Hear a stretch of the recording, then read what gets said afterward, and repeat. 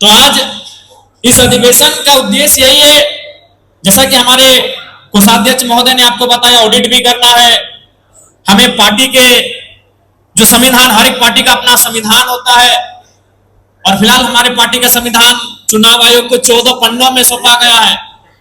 उस संविधान में अनुच्छेद है, कुछ धाराएं हैं, उनमें कुछ संशोधन भी करना है। साथ ही साथ चूंकि जब हमारा पार्टी का संविधान बना था तो उस समय 61 पदाधिकारी होंगे, हमने ये चुनाव आयोग से कहा था। लेकिन हमें लगता है कि हमारा नया राजनीतिक दल है और बहुत सारे लोग हैं जो कहीं ना कहीं आज 3 वर्षों से संघर्ष कर रहे हैं, तो हमने वहां भी संविधान में संशोधन किया है कि नए संशोधन के अनुसार अब हमारे जो केंद्र कार्यकारिणी की जो समिति होगी उसमें 61 के जगह 131 अध्यक्ष समेत सदस्य होंगे। तो आज का ये कार्यक्रम ही इसीलिए रखा गया है, ये अधिवेशन का आयोजन इसीलिए किया गया है कि हम लोग अपने पार्टी के संविधान को, पार्टी की रूपरेखा को, कार्यक्रमों को किस प्रकार से क्रियान्वयन करें, इस विषय में हम लोग चर्चा करने के लिए आए हैं। तो निसंदेह साथ ही साथ एक संकल्प भी लेने के लिए आए हैं कि जब हम लोग इस हॉल से, इस कार्यक्रम से, इस सभागार से, इस अधिवेशन से वापस जाएंगे तो दोगुनी ऊर्जा के साथ अपने क्षेत्र में, अपने लोगों के बीच उनके सेवा के लिए, उनके हक अधिकार के संरक्षण के लिए लगने का काम करेंगे। इस उद्देश्य से भी इस कार्यक्रम को हमने आहूत किया है। और चूंकि आज हमारी पार्टी ने जो संशोधन किया है, जो हम लोगों ने प्रस्ताव लाया है, आप सबों के बीच हम लोग उसे पढ़कर सुनाएंगे भी और साथ ही साथ आपको कहेंगे कि हो सकता है जब जेबी केसेस, हमारी पार्टी या संगठन का नाम जब जेबी केसेस था और उस समय जब हम लोग अपने पार्टी का विस्तार किए थे तो शायद 200 से ज्यादा हमारे पदाधिकारी थे। तो निसंदेह बहुत सारे ऐसे पदाधिकारी होंगे जो शायद केंद्र में ना दिखे, लेकिन निराश ना हो, हमारी जो प्रदेश कमेटी होगी वो केंद्र के बराबर ही होगी। इस बात को ध्यान में आप रखेंगे, क्योंकि केंद्र और प्रदेश में अंतर तब होता है जब हम लोग कई राज्यों में हमारा संगठन है। तो आप भी जानते हैं कि हमारा संगठन केवल राज्य में है, तो उस हिसाब से जो हमारे जो पदाधिकारी या जो कार्यकारिणी होंगे, जो केंद्र में जो महत्व होगा वही हमारा प्रदेश में भी होगा। इसलिए इस बात को भी आप स्मरण रखेंगे। और जैसे ही केंद्र कारिणी आज हमारी यहाँ घोषणा होगी, उसके बाद हम लोग केंद्र समिति की एक मीटिंग बुलाएंगे और उसके बाद प्रदेश का घोषणा होगा, महिला विंग का विधिवत घोषणा होगा, युवा विंग का विधिवत घोषणा होगा, अल्पसंख्यक, अनुसूचित जनजाति, अनुसूचित जाति, तमाम जो विंग है उनका भी विधिवत घोषणा किया जाएगा। अभी तक विधिवत घोषणा जो आप सबों के बीच है वो 4 पदाधिकारी और 2 सहयोगी यानी 6 लोगों के बीच रूप में आप जानते हैं, और बाकी 150 के आसपास हमारे जो फाउंडर मेंबर हैं। तो इसलिए बहुत सारे ऐसे नाम हैं जो भी आपने केंद्र में देखा होगा, शायद आज की घोषणा में वो नाम आपको ना दिखे, तो उसके लिए निराश ना हो, उन्हें प्रदेश की जिम्मेवारी दी जाएगी और आपको खुशी होगी। क्योंकि आज जेलकेम के आने के बाद से अगर सबसे महत्वपूर्ण कुछ हुआ है तो आप भी जानते हैं कि अगर किसी को खरोच भी आता है तो वहां हम लोग आंदोलन तैयार करते हैं और उस परिवार को मुआवजा दिलाते हैं। तो उसके लिए हमारा यूनियन भी होना चाहिए। तो हमारा यूनियन का भी रजिस्ट्रेशन हो चुका है, अजय कुमार महतो जी उसके अध्यक्ष हैं। तो निसंदेह वहां भी जो, और मैक्सिमम आप देख ही रहे हैं, कोई ऐसा दिन नहीं है कि आप जाके संघर्ष नहीं कर रहे। कोई ऐसा दिन है बताइए? कोई ऐसा दिन नहीं है जहां आप धरने पर ना हो, जहां आप आंदोलन ना कर रहे हो और किसी परिवार को आप 10 लाख हो, 5 लाख हो, 6 लाख हो, 8 लाख हो, 10 लाख मुआवजा नहीं दिला रहे। कोई ऐसा दिन नहीं है। इसलिए हमारा एक यूनियन भी होना बहुत आवश्यक है, क्योंकि वो आंदोलन, क्योंकि वर्कर्स का कार्यक्रम है, वर्कर्स के चीजें हैं, तो वहां यूनियन का होना आवश्यक है। तो इसलिए हमारा यूनियन भी तैयार हो चुका है।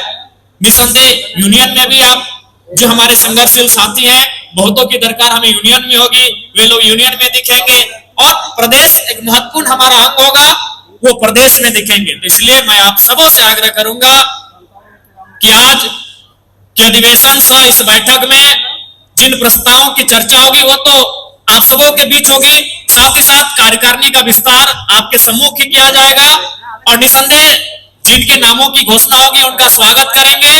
और जो लोग जो विगत 3 वर्षों से हमारे साथ है, अगर उनका नाम छूट जाता है तो निश्चित रहे आप प्रदेश में, यूनियन में निश्चित इस पार्टी का और लोगों का सेवा देने के लिए आपका नाम वहां चयन किया जाएगा। तो चूंकि ज्यादा समय नहीं लेंगे, आज का हमारा कार्यक्रम, आज का यह अधिवेशन जो हमारा वार्षिक अधिवेशन है, इसका मूल उद्देश्य यही था कि पार्टी का जो संविधान है उसमें कुछ संशोधन किया जाए, कुछ पदों का सृजन किया जाए और पदों में कुछ वृद्धि किया जाए तथा कुछ नए निर्णय, कुछ नए संकल्प लिया जाए जो आगामी, क्योंकि अब हमारा जो विशेष अधिवेशन होगा जिसे हम लोग महाधिवेशन कहते हैं, वो किसी भी पार्टी का 3 साल में होता है। तो हमारी पार्टी के रजिस्ट्रेशन हुए आज 1 साल हो चुके हैं, यानी 2027 में हमारा होगा। तब तक हमारी पार्टी की रूपरेखा क्या होगी, हम किन किन मुद्दों के साथ जनता के बीच रहेंगे, हमारा क्रियाकलाप क्या होगा, हमारे कार्यक्रम क्या होंगे, जनता के बीच हमारी भागीदारी क्या होगी, उन विषयों पर भी हम लोग आज चर्चा करने के लिए आए हैं। तो आज सर्व आप सबों की हम लोग रजामंदी और सहमति चाहते हैं कि क्या जो प्रस्ताव आए हैं उनको हम पढ़ के सुनाएंगे, उसके बाद आप सहमत, आशा करते हैं कि आप लोग उसे सर्वसम्मति से उन प्रस्तावों को स्वीकृत करेंगे और जो भी आज यहाँ निर्णय लिए जाएंगे वो पार्टी के मूल उद्देश्यों के अनुरूप ही वो निर्णय लिए जाएंगे। तो हम आशा करते हैं कि भले, क्योंकि अभी आप भी जानते हैं कि हमारा संगठन नया नया है, बहुत सारी चीजें हमें सीखनी है, बहुत सारी चीजों को हम लोग अभी सीख भी रहे हैं, तो इसलिए हो सकता है कुछ त्रुटियां भी हुई होंगी। हम इस बात से अस्वीकार नहीं कर सकते हैं कि हम लोग त्रुटियां नहीं करते हैं, कुछ त्रुटियां भी होंगी, लेकिन हम आशा करते हैं उन त्रुटियों से कहीं ज्यादा हम लोग जो आज काम कर रहे हैं उसकी आप सराहना करेंगे। क्योंकि आज आप रहे, हमें लगता है हमारे संगठन का लगभग हर एक साथी, हर एक सदस्य, हर एक, चाहे वो पुरुष विंग के हो, महिला विंग के हो, आज उनकी जो दिनचर्या है आज एक ऐसे समाज सेवी के रूप में है जो घर, एक अक्षय कुमार आपने देखा उन्हें खिलाड़ी फिल्म था कि मैं घर से जब वापस निकलता हूं तो पता नहीं चलता कि शाम को घर वापस जाऊंगा कि नहीं। तो आज जेएलकेएम के हर एक सिपाही का वही हाल है, जब वो सुबह घर से वापस निकलते हैं तो पता नहीं शाम को कब घर वापस जाएंगे। क्योंकि आप जनता के बीच से आते हैं, इसलिए आप कभी जनता के मुद्दों से इग्नोर नहीं कर पाते हैं। आप भी चाहते हैं कि प्रत्येक दूसरा दिन आपको कोई ना कोई समस्या में आना पड़ता है, उसका सामना करना पड़ता है। आपका भी मन करता हो कि यहां से कहीं दूर चले जाएं, या तो इग्नोर कर दें, या तो हम बोल दें कि हम उपस्थित नहीं है, लेकिन आप उन चीजों को इग्नोर नहीं कर पाते हो क्योंकि आप उनके बीच से आते हो। तो इसलिए निसंदेह आज जो ये पार्टी काफी कम समय में एक चमत्कारिक रूप में आपके बीच खड़ी है। बिल्कुल ये चमत्कार ही है। लोगों को अरसा लगता है, लोगों को कई साल लगते हैं, कई दशक लगते हैं, तब जाकर राजनीतिक स्तर पर अपनी पहचान बना पाते हैं, राजनीतिक स्तर पर अपने आप को स्थापित कर पाते हैं। लेकिन महज 3 वर्षों में आज आपकी पार्टी ने जो मुकाम छुआ है, इसके लिए कहीं ना कहीं आपका संघर्ष, आपका तप और आपका त्याग सर्वोपरि है। आपने जो त्याग किया है, आपने जो संघर्ष किया है, आपने जो तपस्या किया है, आपने जो सहनशीलता और धीरज दिखलाया है, यही लक्षण, यही गुण है कि आज आपकी पार्टी, जिसे आज हम झारखंड लोकतांत्रिक क्रांतिकारी मोर्चा के नाम से जानते हैं, आज इस मुकाम पर हम लोग देख पा रहे हैं। तो उम्मीद करते हैं कि आज ये केवल पार्टी नहीं है, एक परिवार के रूप में तब्दील हो चुका है। और हम परिवार का ये नियम है कि सुख दुख में एक दूसरे का सहयोग करना, एक दूसरे का साथ देना, और हम चाहेंगे कि हम लोग एक पार्टी के रूप में नहीं, एक परिवार के रूप में मिलकर काम करें, तो हमें बहुत ज्यादा सहूलियत और सुविधा होगी। तो जब हम परिवार के रूप में मिलकर कार्य करते हैं तो जाहिर सी बात है बहुत सारी बातें ऐसी आती हैं जिनमें हमारी आपसी असहमति होती है। तो उन असहमति को, जब भी परिवार में कोई विवाद होता है, जब भी परिवार में कोई कहासुनी अनसुनी हो जाती है, तो परिवार के बीच बैठकर अपने घर के अंदर, अपने घर के आंगन में उस विवाद का समाधान किया जाता है। आप इस बात का ध्यान रखेंगे, यदि कोई असहमति है, यदि कोई कहासुनी है, तो परिवार का जो प्रांगण है वहीं इस विवादों को सुलझाने का काम करेंगे, ये आपसे आग्रह हो। क्योंकि हम लोग इस बात को मानते हैं और ये सच्चाई भी है, इसमें नो डाउट। आप जितने लोग उपस्थित हैं, चाहे जिस रूप में हो, आप भाई रूप के रूप में हो, छोटे भाई के रूप में, बड़े भाई के रूप में हो, या अन्य रिश्ता नाता के माध्यम से, आप सभी जेलके के केंद्र अध्यक्ष डुमरी के विधायक जयराम कुमार महतो को बहुत प्यार करते हैं और बहुत दुलार देते हैं। लेकिन जब यही दुलार और प्यार आपको बगल वाले को देने की बात आती है, तब परहेज और इनकार करते हैं। यही सच्चाई है, ये सच्चाई है कि आप हमें यहाँ जितने लोग इस हॉल में बैठे हैं, हमें बेइंतहा प्रेम करते हैं, हमें दुलार देते हैं, इसमें कोई किंतु परंतु नहीं है। लेकिन फॉर एग्जाम्पल आरती दी और लक्की दी दोनों हमसे प्रेम करती है, दोनों हमें दुलार देती है, लेकिन आपस में उन उदाहरण दे रहे हैं, आपस में वही प्रेम और दुलार उनका नहीं दिखता है। चाहे वो उषा दी और दमयंती दी का मामला में उदाहरण दे रहे हैं, चाहे वो संजय जी और प्रेम नायक जी का मामला हो, तो हम चाहते हैं कि जो सम्मान, जो आदर आप अपने पार्टी के केंद्र अध्यक्ष को दे रहे हैं, वही हर एक पार्टी के कार्यकर्ता, हर एक पार्टी के सदस्यों को देने का अगर काम करेंगे तो ये पार्टी और मजबूत होगी। जहां जितना प्रेम होता है वो और उतना प्रगाढ़ होता है। इसलिए मैं आप सभी से आग्रह करता हूं कि वही मान सम्मान, वही सत्कार आप पार्टी के दूसरे साथियों को भी देने का कार्य करेंगे। और मैं आपसे अनुरोध भी करूंगा और हिदायत भी दूंगा, चूंकि अभी आज के दौर में हम एआई के जमाने में जी रहे हैं, तो जाहिर सी बात है इंटरनेट, सोशल साइट्स का एक बहुत बड़ा रोल है। और हमारी पार्टी की ताकत तो रही है, सोशल मीडिया निसंदेह हमारी पार्टी की ताकत रही है कि आज इतने कम समय में अगर हम लोग इस जगह पर आ गए हैं, तो कहीं ना कहीं उस प्रचार प्रसार में हमारे लोगों को, धनबाद की दीदी को कोल्हान में जानने में, और कोल्हान की दीदी को या भाई को रामगढ़ में जानने में अगर सुविधा हुई है, तो उसमें सोशल मीडिया का बहुत बड़ा कारण रहा है। ये हमारी ताकत भी रही है, लेकिन यह भी मानना होगा कि इसे हम अपनी कमजोरी के रूप में भी इस्तेमाल अभी करते आए हैं, जिसके कारण अगर हमारे पार्टी के कुछ लोगों में अनबन हुई, तो आप अपने ही पार्टी के पदाधिकारी रहे या साथी रहे, आप सोशल मीडिया में उसके खिलाफ कहीं ना कहीं दुष्प्रचार करते हुए दिखे जाते हैं। तो मैं आपको स्पष्ट हिदायत दूंगा कि उसके लिए हमारे पार्टी संविधान में अनुशासन समिति है, और अगर कोई भी हमारे पार्टी से, खासकर सोशल मीडिया के प्लेटफॉर्म में, अगर अपने पार्टी के किसी साथी के मान सम्मान को या उसकी भावना को ठेस पहुंचाने जैसा कोई भी पोस्ट या टिक्का टिप्पणी करते हैं, तो उन पे 24 घंटा के अंदर कार्रवाई की जाएगी। आपको जो भी शिकायतें होंगी, जब तक जिंदा है तब तक निंदा है। हम जब तक जिंदा है तब तक निंदा होगी। हम कितना भी अच्छा काम क्यों ना करें, निंदा होगी। कई उदाहरण ऐसे हैं जिनको हम लोगों ने कितना सहयोग किया, लेकिन अभी वो हमारे खिलाफ हैं। तो ये सारी चीजें होंगी कि जब तक आप जिंदा हैं तब तक निंदा होगी, लेकिन आप निंदा सोशल मीडिया के प्लेटफॉर्म में ना करके पार्टी के प्लेटफॉर्म में करें। आपको हम ये हिदायत देना चाहेंगे। बिल्कुल आप पार्टी के प्लेटफॉर्म में वो निंदा करें, जो भी आलोचना है, जो भी आपकी आपसी असहमति है, जो आपकी नाराजगी है, वो पार्टी के फोरम में करें। और चूंकि अब हम लोग विधिवत रूप से केंद्र कमेटी हमारी गठित हो जाएगी, प्रदेश कमेटी गठित हो जाएगी, महिला विंग गठित हो जाएगी, युवा विंग गठित हो जाएगी, माइनॉरिटी, एसटी, एससी तमाम विंग गठित हो जाएगी, तो वहां पार्टी फोरम में जाकर उस बात को रखेंगे। और वो हमारे संविधान में भी वर्णित है कि जिला कमेटी 15 दिन में बैठक करेगी या 30 दिन में, प्रदेश कमेटी 30 दिन में करेगी या 45 दिन में, केंद्र कमेटी 45 दिन में करेगी या 60 दिन में, वो सारे हमारे संविधान में वर्णित है। तो आप उस बैठक में भाग लें, मौखिक रूप से, लिखित रूप से आप उस प्लेटफॉर्म में अपनी निंदा को रखने का कार्य करें। मैं आपको यह स्पष्ट कहना चाहूंगा,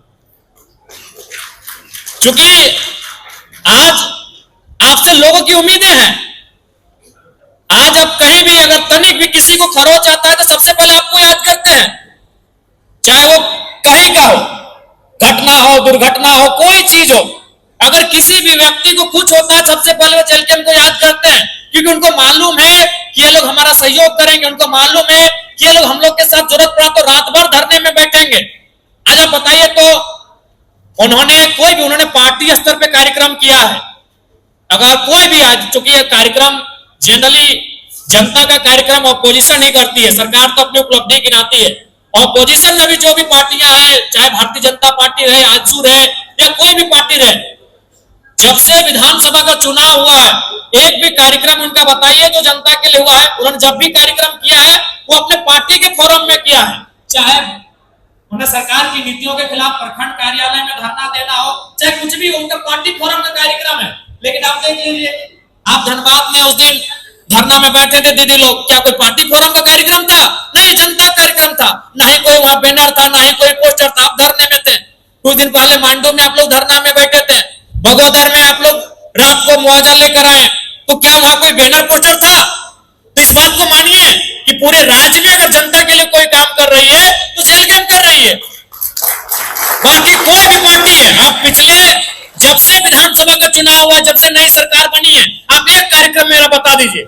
अभी सिंदरी में एक घटना घटी, आपने देखा होगा, उन्होंने कार्यक्रम किया लेकिन उनके पार्टी का बैनर था।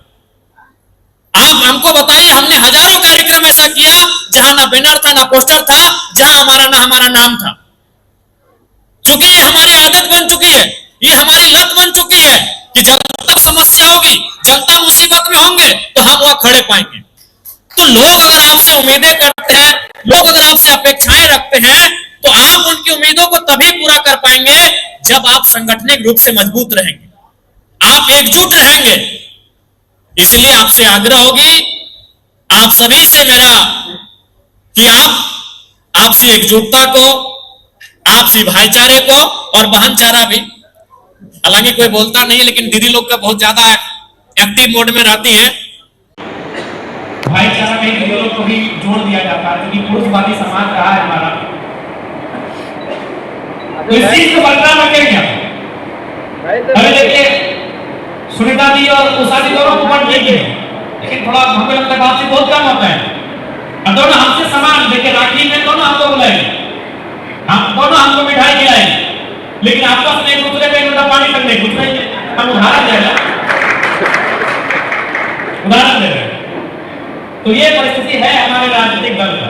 इन चीजों को दूर करना होगा और ये हमारी जिम्मेदारी है। हम एक बहुत बड़ा उद्देश्य लेकर चले हैं, हम एक बहुत बड़ा मकसद लेकर चले हैं, इस राज्य को बदलने की, इस राज्य की व्यवस्था को बदलने की, इस राज्य की सत्ता को बदलने की, यहाँ के लोगों की सोच को बदलने की।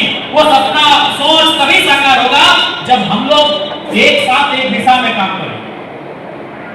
नहीं जब कहावत कही जाती है ना, फिर चार भाई होते हैं, उनका चारों का जो सोच होता है वो चार दिशा में होता है।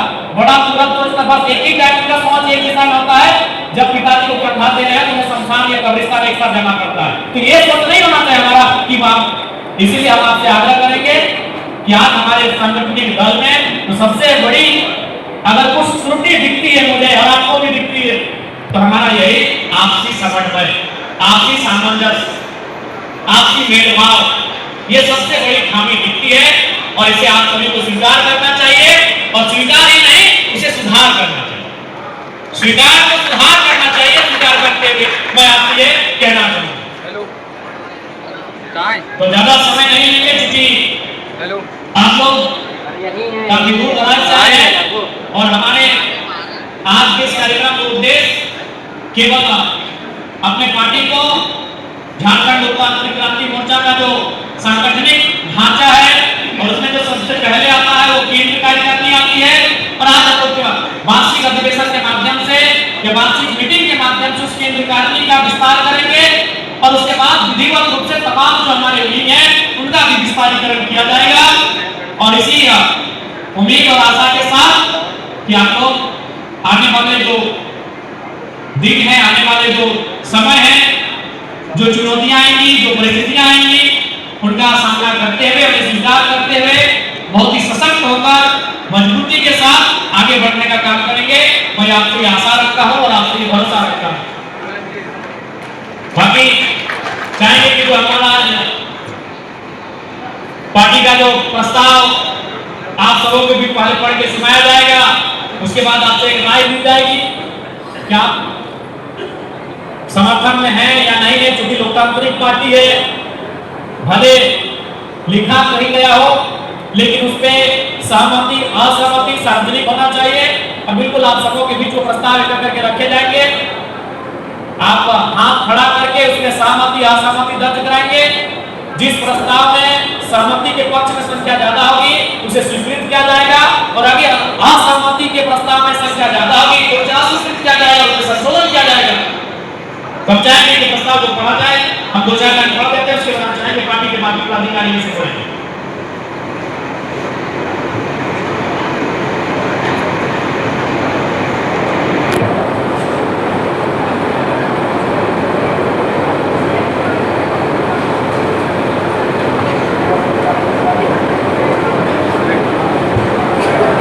तो जैसा कि आज सबसे पहला हमने प्रस्ताव लिया है कि पार्टी का जो संविधान है उसमें आंतरिक संशोधन किया जाएगा। तो आप लोग सहमत है कि पार्टी का जो संविधान बना है उसमें आंतरिक संशोधन हो, चुकी संशोधन इसलिए हो कि उस समय 61 कार्यकाल हो सकते थे, उसे बढ़ाकर हम लोगों ने 131 किया है। या अगर आप चाहते हैं कि 61 रहे तो वो भी बताएंगे। तो प्रस्ताव के पक्ष में बहुमत है, तो हम लोग आशा करते हैं इस प्रस्ताव को पारित किया जाता है। देखो जोरदार ताली के साथ पहले प्रस्ताव को पारित किया जाए। प्रस्ताव संख्या 2 है कि केंद्र समिति, प्रदेश समिति, जिला समिति, प्रखंड समिति, ग्राम पंचायत समिति में कुछ नए पद का सृजन करने तथा सृजित पदों में पदाधिकारियों एवं सदस्यों की संख्या में वृद्धि का प्रस्ताव पारित किया गया है। तो हम चाहेंगे इस प्रस्ताव, यानी इसका मतलब है जैसे जिला में भी, प्रदेश में भी, प्रखंड में भी हमारे जो कार्यकारिणी थी वो कहीं 21 थी, कहीं 51 थी, उसको हम लोगों ने 20-25 की संख्या में बढ़ोतरी किया है। तो यदि आपको लगे कि समय के अनुकूल ये प्रस्ताव स्वीकृत है तो आप उसके लिए अपनी सहमति दर्शाएंगे। कितने लोग सहमत हैं? हाथ खड़ा करेंगे। असहमत कितने लोग हैं? आशा करते हैं कि जो लोग सहमत हैं उनकी संख्या ज्यादा है, उनकी संख्या में बहुमत है, अतः इस प्रस्ताव को भी पारित किया जाता है। प्रस्ताव संख्या 3 है कि हमारा संविधान जब बन रहा था हम लोगों ने प्रमुख महासचिव के पद को वहां लिखा था, और हम लोग जब जेपी के समय को प्रधान महासचिव हम लिखते थे, इसलिए उसको भी हमने एक प्रस्ताव के तहत कि प्रमुख महासचिव के पद को हम लोग प्रधान महासचिव के रूप में डालेंगे। इस प्रस्ताव को भी हम लोगों ने लाया, आशा करते हैं इसे आप स्वीकार करेंगे।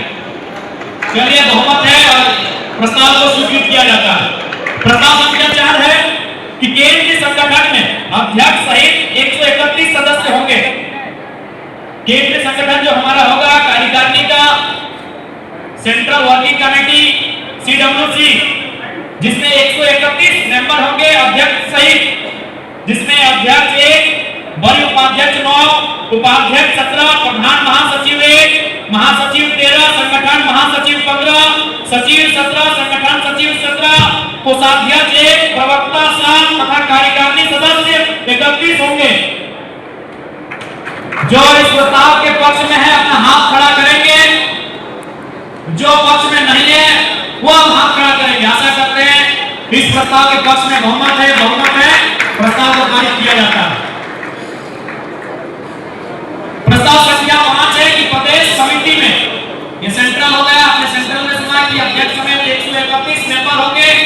हमारी जो प्रदेश कमेटी होगी, हमने पहले कहा कि सेंट्रल से ज्यादा मजबूत होगी, सेंट्रल से ज्यादा महत्वपूर्ण होगी, और प्रदेश जो हमारी कमेटी होगी उसमें अध्यक्ष समेत 71 सदस्य होंगे, जिनमें अध्यक्ष 1 होगा, वरीय उपाध्यक्ष 3 होंगे, उपाध्यक्ष 7 होंगे, प्रधान महासचिव 1 होंगे, महासचिव 5 होंगे, संगठन महासचिव 7 होंगे, सचिव 9 होंगे, संगठन सचिव 11 होंगे, कोषाध्यक्ष 1, प्रवक्ता 5 तथा 21 कार्यकारिणी सदस्य होंगे।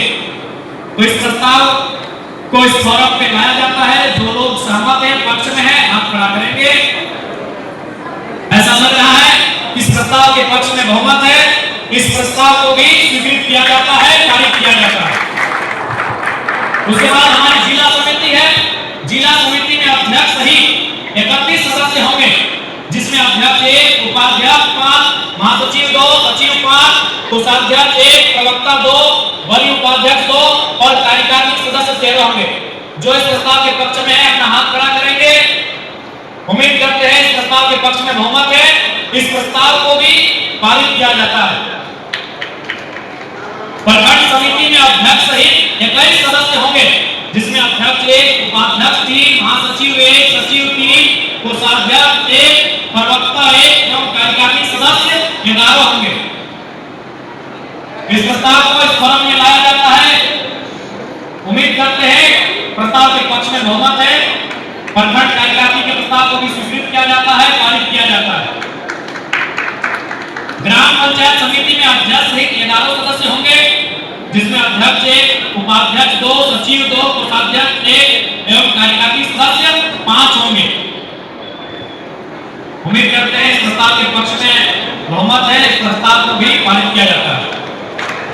प्रस्ताव संख्या 9 कि पार्टी का अधिसूचना, दिशा निर्देश, जानकारी एवं सूचना आदि प्रकाशित करने हेतु अध्यक्ष के नियंत्रण में रहेगा। आवश्यकता अनुसार केंद्र केंद्र अध्यक्ष और विवेक से किसी केंद्र पदाधिकारी को अतिरिक्त कर सकते हैं। इसका मतलब है कि जैसे हम लोग कोई नोटिफिकेशन जारी करते हैं, हमारी पार्टी में क्या सब लोग नोटिफिकेशन आप लोग जारी कर देते हैं। इससे क्या होता है कि एक मतलब जब हम लोग का थोड़ा सा कहीं ना कहीं हास्यास्पद विषय बन जाता है, हर एक पदाधिकारी कोई भी सूचना को अपने लेटर पैड में जारी कर देते हैं। तो हमने ये प्रस्ताव लाए हैं कि वो अध्यक्ष के नियंत्रण में होगा और वो चाहेंगे तो अपने विवेक के अनुसार किसी एक पदाधिकारी को उसके जगह पर अधिकृत करेंगे जो हमारे पार्टी की अधिसूचना को, कार्यक्रमों को, निष्कासन को, नियुक्ति को जारी करेंगे। तो इस प्रस्ताव के पक्ष में जितने लोग हाथ खड़ा करेंगे, चलिए प्रस्ताव के पक्ष में बहुमत है, इस प्रस्ताव को पारित किया जाता है। अब हम लोग का कुछ अन्य उद्देश्य स्थानीय व नियोजन नीति में संशोधन करने हेतु राज्यव्यापी आंदोलन का निर्णय।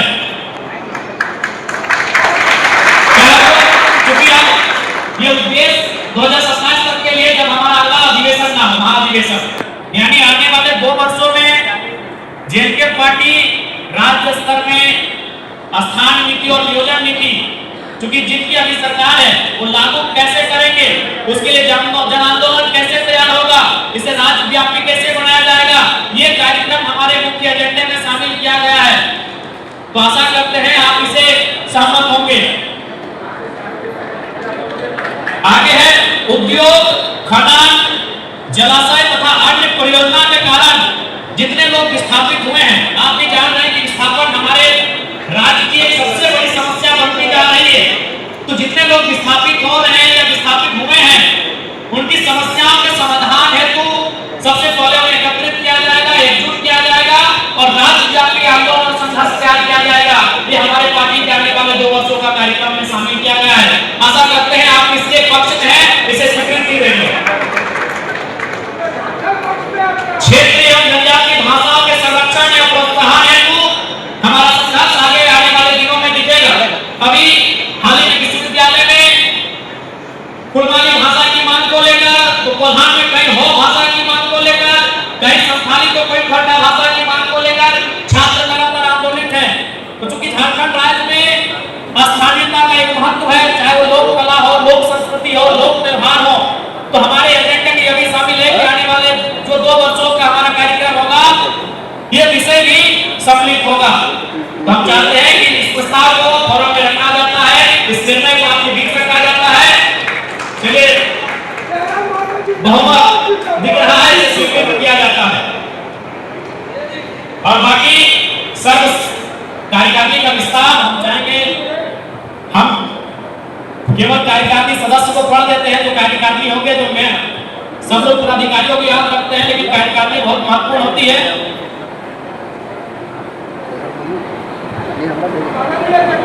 चूंकि एक तैयारी है कि जिनका नाम का घोषणा होगा उनको स्वागत वगैरह किया जाएगा, तो हम चाहेंगे 5 मिनट का ब्रेक चाहते हैं।